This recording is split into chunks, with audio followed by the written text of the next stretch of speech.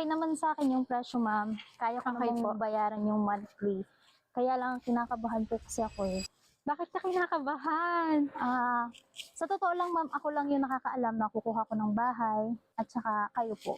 Okay, so parang ako po yung kinabahan para sa inyo. Pero thank you po sa tiwala na binibigay nyo. Pero bakit po kayo kinakabahan, ma? Ako parang kinakabahan sa inyo, di ko alam kung bakit. Ang worst ko po, ma'am, ay yung hindi ako ma-approve.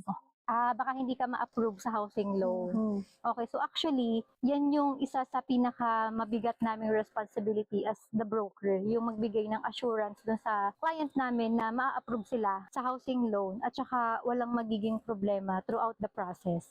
Paano po yun, ma'am? So ganito, pag malinaw na sa'yo lahat, yung pricing, napaliwanag ko na naman kanina, yung bahay, yung turnover, so okay na naman. Then yung buong process, explain ko din sa'yo. Kapag okay na sa'yo, hindi ka muna magbibigay ng any amount or reservation fee. Ipi-pre-assess muna kita. So magkakaroon tayo ng pre-assessment. Ano po yung pre-assessment? So dito dapat makatulong tayong dalawa. I want your honest cooperation. Kasi i-check natin yung capacity mo to buy. I want you to be transparent sa personal information mo, yung income mo, reviews, at saka existing credit record. Tapos ang result nito, hindi siya yung talagang final approval or official approval. Pero ang gagamitin natin kasing basis dito, yung criteria ng financing institution tulad ng bank at ni Pag-ibig. So kung na-meet mo ang criteria nila, I can confidently say na walang reason kung bakit hindi ka ma-approve. Meron po ba, ma'am, na hindi na-approve sa bank or Pag-ibig? Yes, meron. Possible na mangyari yun. So, para maiwasan yun, meron talaga tayong, yun nga yung sinabi ko kanina, pre-assessment. After nung pre-assessment mo ngayon, kung sabihin ko sa'yo na qualified ka, ano ba yung possible reason kung bakit bigla kang hindi ma-approve kapag ka i-apply na natin sa bangko? Kasi, syempre, ito, hindi naman ngayon yung final result nung approval eh.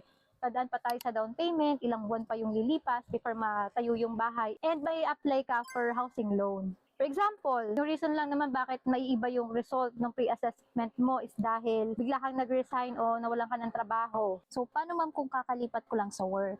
Pwede po ba yun? Parang lilipat ka bigla ng trabaho. Opo.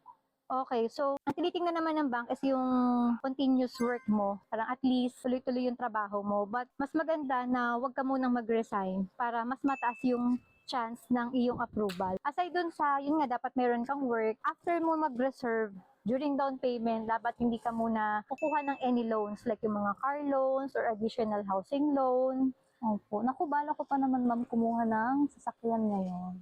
Yun, so pagpaliban mo muna sana hanggang lumabas yung approval mo. Kasi kapag may bagong loan ka, tataas yung monthly obligation mo. Tapos bababa yung loanable capacity mo. Pwedeng hindi na ma-approve ang original loan amount mo. Sa ngayon, sa assessment natin, 3.5 yung pwede mong ma-loan. So kung may idadagdag kang existing loan during the time na ina-apply ka sa bank, i-compute din siya. Possible na baka 2.5 na lang. Tapos yung magiging difference doon sa original mong loanable amount, kailangan mo siyang bayadan.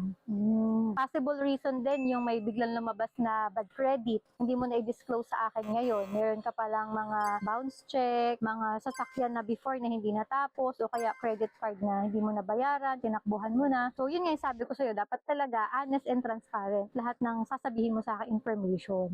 Sa part naman na yun, ma'am, confident naman po ako na wala akong bad credit record. Ayun, mas maganda. Possible reason din na hindi tugma yung binigay mo sa aming mga documents. Wala kang documented proof, identification, proof of income, proof of marital status. Wala kang ibigay sa aming document. Possible po siya for reason na hindi kayo ma-approve. Base po, ma'am, dun sa binigyan yung computations, okay naman po, naabot naman po yung required income, Okay and po. yung mga list of requirements po, nakita ko na rin. Kaya ko naman siyang i-provide. Thank you po kasi nabawasan yung kaba ko. Ayun. Yes, totoo yan. Mababawasan yung kaba mo, pero hindi yan mawawala. Sa mga clients ko, at saka kahit ako mismo, kapag mayroon akong ongoing housing loan application, lagi nandyan talaga yung kaba. Kasamahan mo din talaga ng prayers. Yes, ma'am, tama Oo. yun.